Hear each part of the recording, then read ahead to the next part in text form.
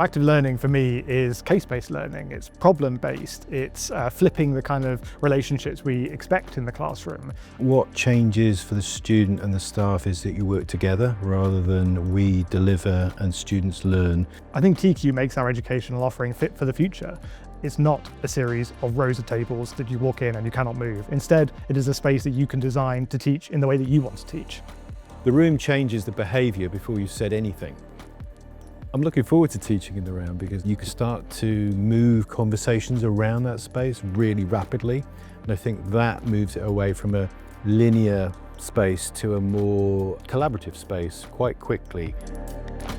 I think active learning gives students a shared sense of investment in their learning, both individually and collectively. And they're not just sort of in their own silo or in their own discipline. They are meeting the lecturers at the same kind of level. They're meeting their peers. They are collaboratively working through challenges together. To have spaces designed specifically to foster teamwork, sort of flatten that hierarchy.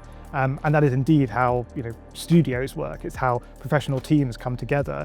And that collaboration is something that we think with active learning is how people work in the real world. We're starting to evolve that new way of working and bring it into how business works. If you're not familiar with active learning, it's that movement away from delivery to participation and making that participation the first part of everything you do. So active learning is not a complete reorientation of the classroom.